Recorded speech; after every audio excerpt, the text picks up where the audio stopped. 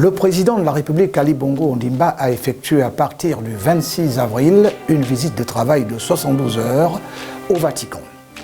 Une visite de travail dans laquelle il était accompagné du ministre gabonais des Affaires étrangères, Michael Moussa Adamo.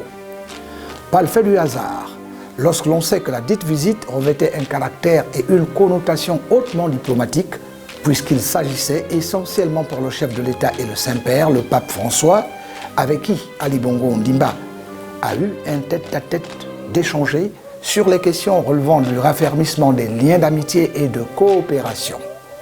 Des liens qui, selon les deux parties, sont exemplaires. Ce qui veut dire que les relations entre Libreville et le Vatican sont au beau fixe. Ce qui ne signifie pas qu'elles ne doivent pas subir une cure de jouvence si jamais le Gabon et le Vatican décident d'y apporter une coloration supplémentaire. Et c'est cela que sont attelés de faire des personnalités comme Ali Bongo Ondimba et le pape François. Ce qui, vous vous en doutez, augure le lendemain prometteur et rassurant.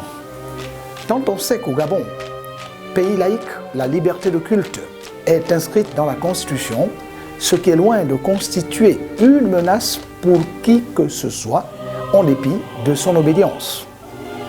Comment, dans un tel cas de figure, ne pas admettre la communauté de points de vue existant entre Ali Bongo Ondimba et le pape François?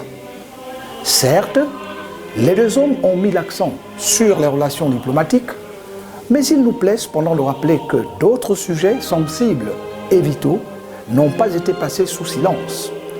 Il s'agit de ceux qu'ils avaient déjà soulevés lors des 3 premières visites d'Ali Bongo Ondimba en tant que chef de l'État au Vatican, par humanisme, piété, et parce que cela relève de leur responsabilité au premier chef, à savoir travailler conjointement à l'accomplissement dans des délais raisonnables du développement spirituel, social et culturel du peuple gabonais qui en a tant besoin. C'est donc dire qu'Ali Bongo Ondimba et le pape François tiennent depuis à œuvrer main dans la main à aiguiser chez le Gabonais le sens de la répartie, de la finesse et de l'humour, tout ce qui a un rapport avec la vie de l'âme, avec l'intelligence et la morale. Autre préoccupation, et non des moindres, le social. Dieu seul sait si un seul Gabonais s'y opposerait. Le social qui englobe plusieurs pans, l'habitat, la santé, l'éducation et son pendant l'emploi, que sais-je, constitue l'un des piliers du développement durable qui exige de satisfaire les besoins du présent sans compromettre la capacité des générations futures de satisfaire les leurs.